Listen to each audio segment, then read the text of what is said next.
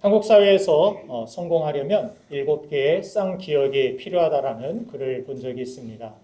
첫 번째가 꿈입니다. 비전이 있어야 한다는 말입니다. 두 번째가 꾀입니다. 어떤 일을 이루어 나가는 데는 지혜가 필요하다는 이야기입니다. 세 번째가 끼입니다. 일에 맞는 재능이 필요하고 또 네 번째는 꼴입니다. 외모가 단정해야 되고 다섯 번째가 끈입니다. 사람들과의 좋은 관계가 필요하고 여섯 번째가 꾼입니다. 전문성이 필요합니다. 또 마지막으로 일곱 번째가 깡입니다. 투지가 있어야 한다라는 이야기입니다. 이 일곱 가지가 있어야지만 성공하는 인생이 될 수 있다라고 말합니다. 그런데 저는 우리 인생에서 이 7개의 쌍기역보다 더 중요한 쌍기역이 하나 있다고 생각합니다. 그것은 바로 끝이라는 단어입니다. 아무리 다른 것을 다 갖추어도 인생의 끝이 아름답지 못하다면 그것을 성공이라 말할 수 없습니다.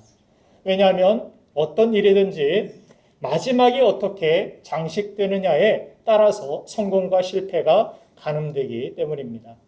마치 연극에서 끝이 어떻게 끝나느냐에 따라서 희극과 비극으로 나뉘어지듯이 우리의 인생도 마찬가지입니다. 비록 시작은 미약하고 중간 과정은 힘이 들어도 마지막을 아름답게 마치면 그 인생을 희극이라 부를 수 있습니다. 그러나 아무리 화려하게 시작해도 끝이 비참하게 끝나면 그 인생은 비극인 것입니다. 핏 로즈라는 전설적인 야구 선수가 있습니다. 그는 1963년에 데뷔하자마자 신인상을 받았고 다음해 월드 시리즈에서 우승을 했고 최연소로 명예의 전당에 오를 선수로 지목된 선수였습니다. 그런데 1989년도에 메이저리그에서 영구 제명 처리를 당하게 되는데 그 이유가 도박 때문이었습니다. 그는 야구 경기를 할 때마다 자기 팀의 거액에 베팅을 하다 당국에 발각되고 결국 영구 제명이 된 것입니다. 역사상 가장 위대할 뻔했던 선수가 안타깝게도 잘못된 것에 이끌려서 가장 불명예스럽게 끝을 맺게 된 것입니다. 이런 의미에서 우리가 인생을 바르게 살아가려면 바른 것에 이끌려야만 합니다. 우리가 무엇에 이끌리냐에 따라서 우리의 인생이 달라질 수밖에 없습니다. 우리 인생이 욕망이나 물질에 이끌리면 죄와 탐욕으로 세상을 살게 되고 결코 좋은 열매를 맺는 인생이 될 수 없습니다. 그러나 복의 근원, 생명의 근원 대신 하나님께 이끌리게 된다면 거룩한 말씀을 따라 우리는 살게 될 것이며 결과적으로 가장 아름다운 축복의 길을 걷게 되는 것입니다. 이런 면에서 우리의 삶을 과연 무엇이 주도하느냐 이것을 확인하는 것이 굉장히 중요합니다. 오늘이 한 해를 보내는 마지막 예배입니다. 우리는 과연 지난 1년을 돌아볼 때에 내 삶이 무엇에 이끌려 살아왔다라고 이야기할 수 있겠습니까? 하나님일까요? 우리 자신일까요? 하나님의 말씀입니까? 아니면 나의 욕망이었습니까?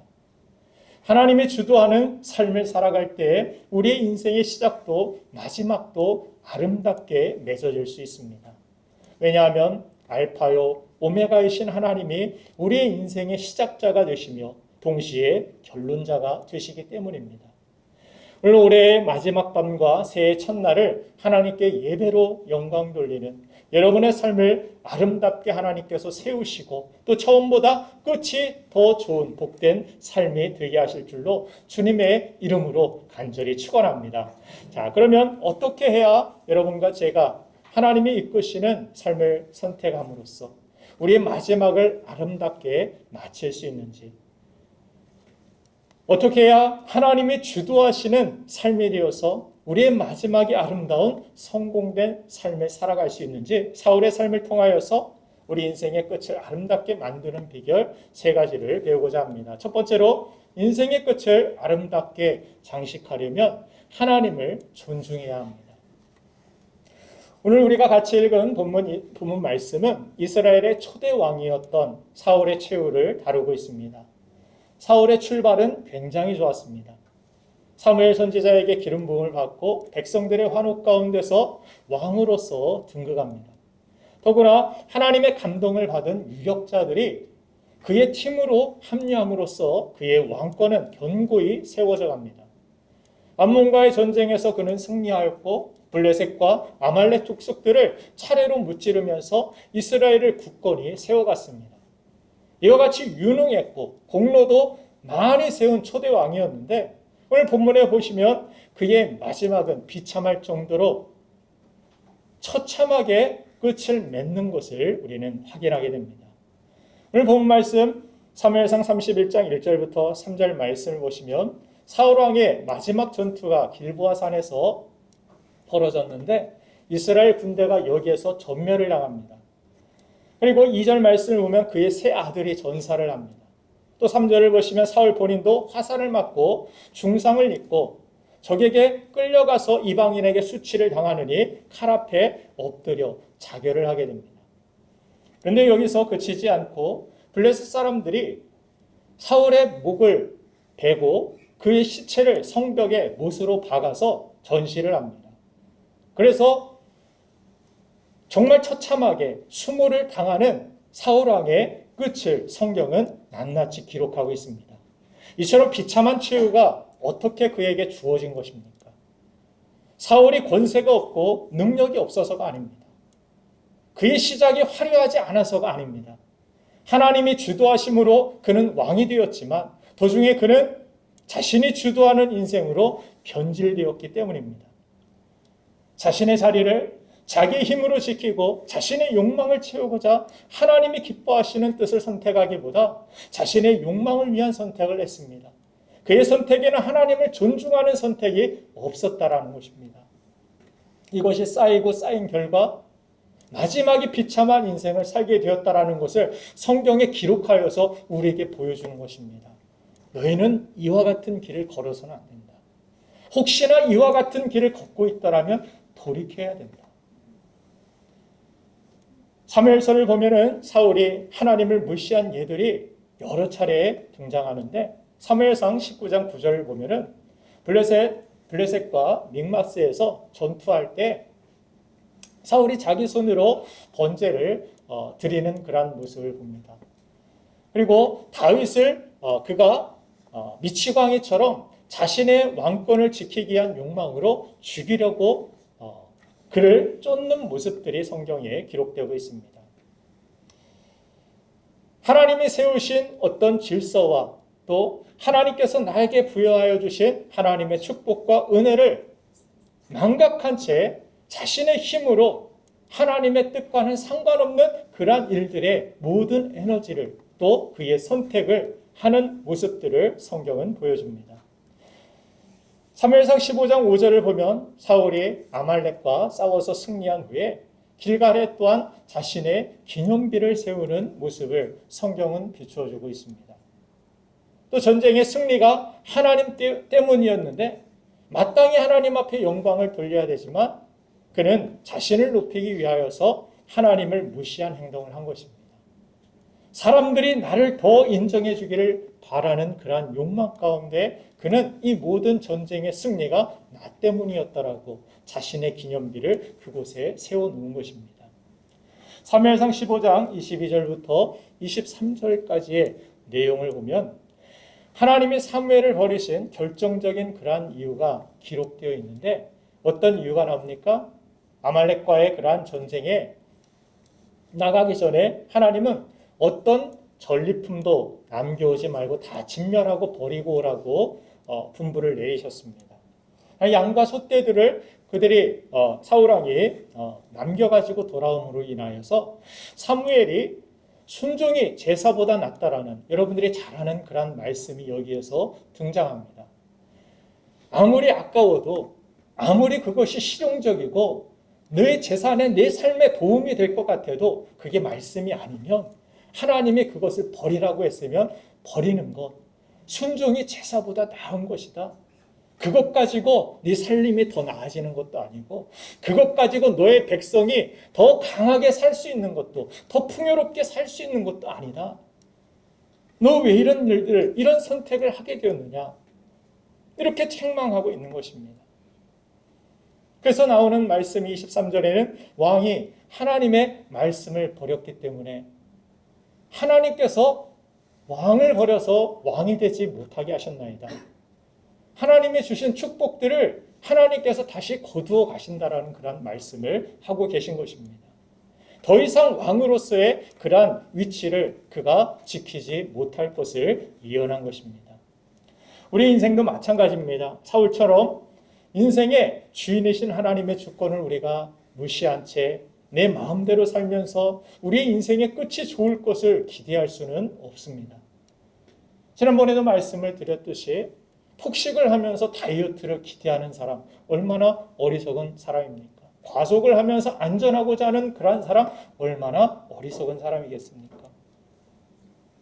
하나님의 뜻을 우리가 살피지 않고 하나님을 무시한 채 내 마음대로 살면서 우리의 인생의 마지막이 나는 좋기를 원합니다. 이것은 어리석은 사람인 것입니다. 사울왕의 모습이 우리의 모습 속에 자리 잡고 있다면 그것을 우리는 빨리 버리고 바로잡아야 합니다. 그리고 새해를 맞이해야 됩니다. 사울왕처럼 우리가 하나님을 존중하지 않은 채 나타나는 대표적인 모습 몇 가지가 그의 모습을 통하여서 우리에게 비춰주는데, 하나님을 존중하지 않으면 어떻게 합니까? 모든 걸 내 마음대로 하기 때문에 하나님 앞에 묻지 않고 기도하지 않는 모습을 봅니다.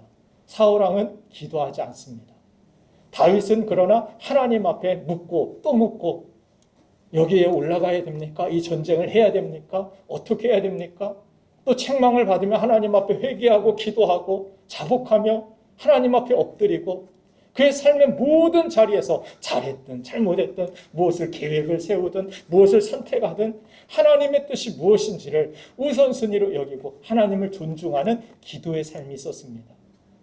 그러나 우리의 삶에서 기도하지 않는다면 나는 지금 사울의 길을 걷고 있는지 모릅니다. 기도를 아직 내가 어떻게 해야 될지 모른다 할지라도 하나님 앞에 모든 것들을 아뢰고 간구하세요. 하나님의 뜻을 물으세요.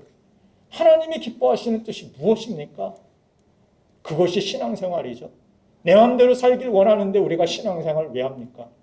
하나님의 뜻대로 살아야 그것이 복이고 내 삶의 가장 큰 영광이며, 하나님의 뜻을 따라 우리가 살아갈 때 그것이 가장 안전하고 가장 복된 길이고 생명의 길임을 우리가 믿기 때문에 하나님 앞에 나오고 하나님의 말씀을 듣지 않습니까? 그렇게 하나님을 존중할 때 하나님께서 우리를 존중하시고 우리를 복되게 하신다라고 하나님은 약속하여 주신 줄 믿습니다. 그리고 하나님을 우리가 존중하지 않으면 욕심에 이끌려서 말씀을 따라 우리가 헌신하는 그러한 삶을 살지 않습니다. 주님의 나라와 영광을 위하여서 내가 헌신하는 그러한 삶이 아까워지고 인색해지게 되어 있습니다. 또한 죄를 짓고도 양심의 가책이 없어집니다. 하나님의 살아계심과 심판을 의식하지 못하고 살면 지금 당장 좋은 대로 우리가 세상을 즐기며 살아가기 때문에 양심이든 어떤 죄를 지으면서도 합리화시키고 그것을 어쩔 수밖에 없었다라고 그렇게 이야기하는 파렴치한 삶을 살아가게 되는 것입니다. 그리고 가장 중요한 지표가 예배를 경시하게 되는 것입니다. 예배는 단순한 종교 행위가 아니죠. 예배는 하나님과 만나는 생명의 시간입니다. 생명이 무너지면 다 무너지는 것인데 우리가 예배를 경시 여긴다라면 어떻게 우리의 인생이 복될 수 있겠습니까? 반대로 하나님을 존중하고 온 힘을 다하여서 예배하고 말씀의 원리대로 교회와 이웃을 위하여서 복음을 위해서 우리가 헌신하고 살아간다라면 그 인생은 반드시 하나님이 책임져 주시고 인도하셔서 끝이 아름답고 영광된 인생이 되게 하여 주실 줄로 믿습니다. 손님은 왕이다라는 그런 말을 여러분들 한 번쯤 들어보셨거나 읽어보신 적이 있을 것입니다. 손님은 왕이다. 이 말을 처음 사용한 사람이 누군지 아십니까? 미국에 처음 백화점을 세운 워너 메이커라는 백화점 왕입니다. 이분은 우리나라를 비롯해서 전 세계 곳곳에 YMCA 건물을 세워준 사람으로도 유명한 분입니다. 그런데 그가 남겼던 가장 훌륭한 유산은 바로 하나님 앞에 말씀의 원리를 따라 살아가는 것, 또 주일 예배의 소중함을 보여준 것입니다. 미국의 23대 대통령인 해리슨 대통령이 워너메이커를 불러서 최신부 장관을 맡아주겠느냐고 부탁을 합니다. 그때 워너메이커가 이런 대답을 하죠. 저를 이렇게 불러주셔서 감사합니다. 그런데 만일 장관직을 수행하는 것 때문에 주일 예배와 주일학교 교사로 봉사하는 것을 못하게 된다면 장관직을 받아들일 수 없습니다. 그의 그런 모습을 보고서 한 번은 기자가 이렇게 질문했다고 합니다. 장관직이 주일학교 교사만도 못합니까? 한 나라의 장관을 하는 것인데 작은 교회의 주일학교 그것보다 못한 일입니까? 이런 질문을 했다고 합니다. 그때 그가 주저없이 이런 대답을 합니다. 장관직은 몇 년 하다 말 부업이지만 주일학교 교사직은 내가 평생 동안 해야 할 나의 본업입니다. 주일은 나의 날이 아니라 예배하고 주의 일을 열심히 하는 주님의 날입니다. 이렇게 기자에게 대답을 합니다. 하나님께 예배를 드리고 주일학교 봉사할 수 있는 것, 그것은 내 생애 최고의 특권이고 내 영광입니다. 이렇게 고백을 합니다. 결국 주일에 쉬는 조건으로 특별히 장관직을 그에게 수락했다라는 그러한 유명한 일화가 있습니다. 또 그 인생의 말년에 워너메이커에게 어떤 신문 기자가 이런 질문을 합니다. 워너메이커 선생님께서 지금까지 투자한 것 중에 가장 성공적인 투자가 무엇이었습니까? 그래서 분명한 말투로 이렇게 대답합니다.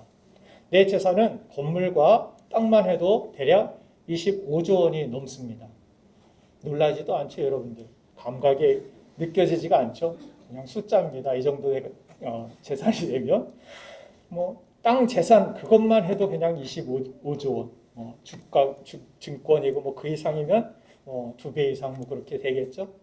그러나 이 가운데 가장 가치 있고 소중한 최고의 투자를 제가 한 적이 있는데 바로 내가 11살 소년이었을 때 $2 75센트를 주고 산 빨간 가죽 성경책입니다. 그것이 가장 위대한 나의 인생의 투자였습니다. 왜냐하면 그 빨간 가죽 성경책이 오늘의 나를 만들었기 때문입니다. 이런 고백을 했다고 합니다. 이와 같은 삶이 하나님을 존중하는 자의 삶의 모습입니다. 하나님을 존중하는 사람을 하나님께서 존중히 여기고 그를 복되게 하신다라는 약속이 사무엘상 2장 30절에 기록되고 있습니다. 한번 우리 같이 읽어볼까요? 시작. 그러므로 이스라엘의 하나님 나 여호와가 말하노라.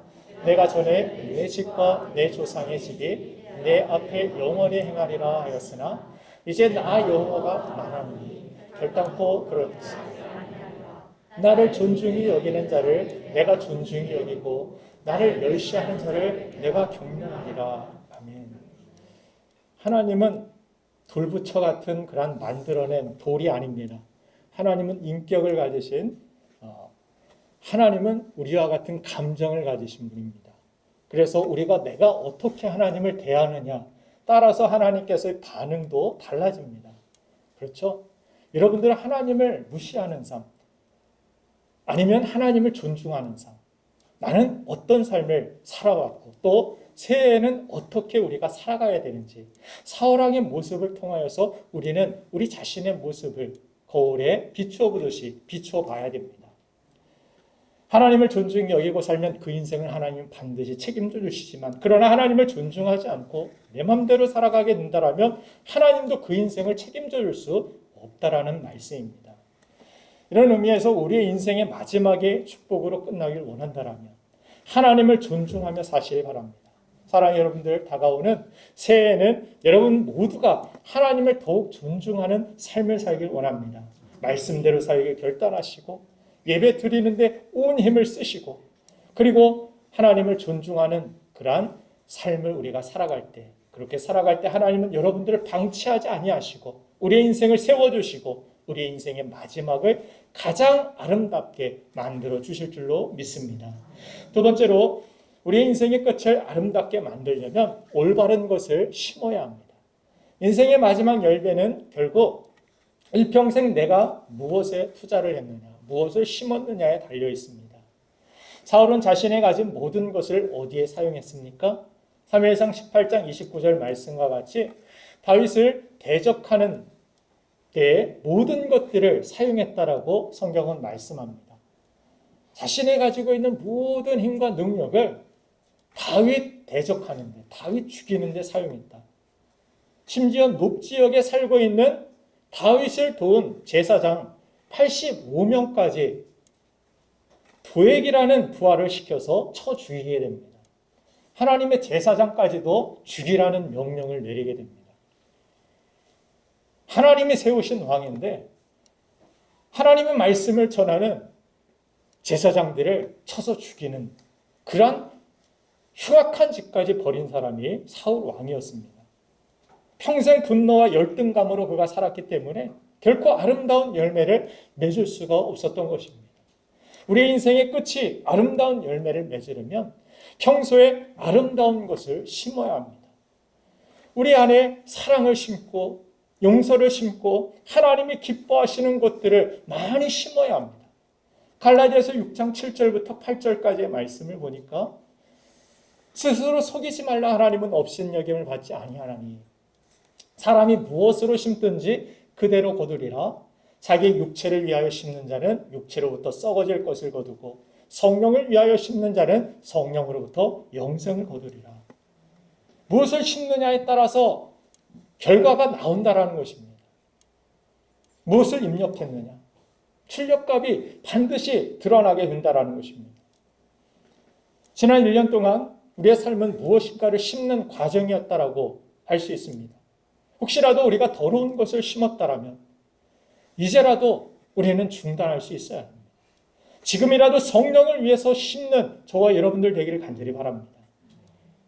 그래서 성령의 열매와 같이 9가지 열매와 같이 사랑과 희락과 화평과 오래 참음과 자비와 양성과 온유와 충성과 절제. 자, 하나님의 은혜 안에서 우리가 성령의 열매를 맺는 그러한 삶을 살아갈 수 있도록 성령의 충만함을 구하시고 기도로 심으시고 하나님의 말씀을 내 영혼의 양식에 가득 채우시고 하나님이 기뻐하시는 그러한 뜻을 위하여서 순종의 씨앗을 많이 심으심으로 인하여서 그 안에서 30배, 60배, 100배 하나님이 기뻐하시는 열매가 여러분들의 가정과 삶에 가득 차기를 주님의 이름으로 축원드립니다. 마지막으로 우리의 삶이 아름답게 끝나기 위하여서는 은혜의 기회를 우리가 붙들어야 된다는 것입니다. 사람이라면 다 실수하고 실패의 흔적을 이 땅에 남기며 살아가게 됩니다. 그런데 참 감사한 것은 그런 우리를 위하여서 실수 많고 실패하는 우리의 연약함을 아시는 하나님께서 회복할 은혜의 기회를 우리에게 주신다라는 데 있습니다. 사울 왕은 돌이킬 수 있는 기회를 하나님이 여러 번 주셨습니다. 믹마스 전투 후에 하나님께서 사무엘을 통하여서 책망했을 때 그러나 그의 반응은 회개가 아니라 변명이었습니다. 또한 아말렉 전투에서도 백성들 때문이라는 그러한 변명을 늘어놓습니다. 결국 자기의 잘못은 인정하지 아니하고 하나님 앞에 엎드려서 제가 잘못했습니다. 이렇게 살지 않겠습니다. 하나님 앞에 회개하고 돌이키면 그는 다시 정말 영광스러운 왕으로서 쓰임받을 수 있었을 것입니다. 그러나 이 회개의 기회를 놓쳤기 때문에 은혜의 기회를 붙들지 못했기 때문에 그는 이와 같이 비참한 최후를 맞이하게 되었다라고 성경은 우리에게 밝히 보여주시는 것입니다. 나중에는 어떤 일까지 합니까? 하나님이 제일 싫어하시는 일 가운데 하나인 신접한 무당에게 찾아가죠. 여러분들 점집 찾아가지 마시길 바랍니다. 하나님이 이것을 제일 싫어하는 것 중에 하나입니다. 완전 저주받을 사람으로 그렇게 성경은 우리에게 말씀합니다. 어디 가서 그냥 타로 점 이런 거 보지 마세요. 젊은 사람들도.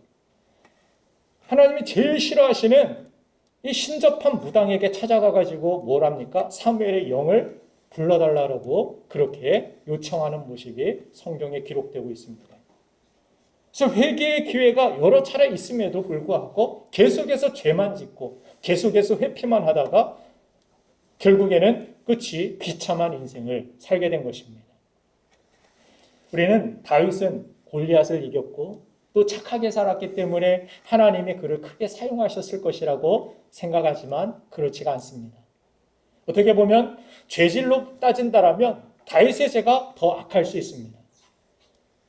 자기 부하 우리아의 아내를 다윗은 빼앗았고 가정을 파괴시킨 파괴범이었습니다. 또한 충성된 우리아를 사지로 내몰아서 죽게 만들었습니다. 그리고 자신의 죄를 덮기 위해서 거짓말로 위장까지 합니다. 이와 같은 다윗이었지만 나단 선지자가 다윗을 책망했을 때 그는 침상이 떠나갈 정도로 자복하고 회개했다라고 성경은 기록합니다. 그런 그를 하나님께서 다시 붙들어 주셨고 결국 그의 생애는 위대한 이스라엘의 성군으로 남게 되었습니다. 지금까지도 이스라엘 하면 다윗의 별이 그려 있죠. 가장 위대한 성군이었다라고. 우리 가운데 하나님 뜻대로 완벽하게 사는 사람은 아무도 없습니다. 한 사람도 없을 것입니다. 그렇죠? 하나님 잣대, 하나님 기준에 하나님의 그 거룩함 앞에서 누가 의인이라고 나는 하나님의 말씀 전부를 지키며 하나님 뜻대로 살아갔다라고 자부할 수 있는 사람 아무도 없다라고 성경은 이야기합니다. 그렇게 생각한다라면 착각하는 것입니다. 착각하는 거예요. 나는 정말 부족하고 연약한 죄인입니다. 나를 긍휼히 여기소서. 하나님 앞에 우리는 그러한 낮고 낮은 자세로 하나님 앞에 엎드리는 그러한 자세를 늘 유지하며 살아야 됩니다. 그러나 우리가 완벽하게 살지 못하지만 예배 때 말씀을 주시고 또 성령께서 이렇게 살면 안 된다라고 내 안에서 또는 부모님이나 주변 성도들을 통하여서 우리에게 깨닫게 하시고 알려주실 때 우리가 자복하고 하나님 앞에 회개하여 돌이킬 때 하나님은 다시 하나님의 능력과 축복으로 우리를 시작할 수 있도록 인도해 주시는 것입니다. 이것을 은혜라고 부르는 것입니다. 구원받은 것도 하나님의 은혜 때문이고 어려운 시기 중에도 우리가 직장생활 할 수 있는 것도 또 생명의 위기 가운데 우리를 지켜주시고 또 건강을 회복시켜 주실 수 있는 것도 하나님의 은혜 때문입니다. 나에게 주신 모든 것이 아까 우리가 성가대가 찬양을 드렸듯이 당연한 것 아니라 하나님의 은혜입니다. 모든 것이 하나님의 은혜. 그 은혜에 우리는 늘 감사하며 감격하는 삶을 살아야 합니다. 죄인인 나를 불쌍히 여겨주시고 그럼에도 불구하고 내가 하나님 앞에 엎드릴 때 내가 하나님 앞에 돌이킬 때 나를 다시 세워주시길 원하신 하나님, 나를 살려주시길 원하신 하나님, 그 하나님의 은혜로 우리는 올 한 해를 살아왔고 또 2023년도 새해에도 그 하나님의 은혜 앞에 우리는 엎드려 그 은혜를 구하며 그 은혜로 살아갈 수 있는 하나님의 백성들이 되어야 될 줄로 믿습니다. 이 시간 더러운 것들을 우리가 다 비우고 우리 안에 깨끗하지 못한 것들을 하나님 앞에 회개하고 자복하며 마음의 그릇을 깨끗하게 가지고 한 해를 맞이해야 더 밝고 빛난 우리의 한 해가 될 줄로 믿습니다. 이 땅에서 완벽한 사람 없습니다. 하나님은 아십니다. 우리의 연약함을. 그러나 하나님 앞에 우리가 정직하게 고백하고 나아갈 때 우리를 새롭게 하시고 우리를 복되게 하시고 우리를 승리케 하시는 우리 마지막에 아름답게 만드시는 하나님의 은혜로 그러한 새 마음으로 하나님의 은혜를 받아 새해를 맞이하는 저와 여러분들의 삶이 되기를 주님의 이름으로 축원합니다. 이 시간 우리 함께 기도하겠습니다.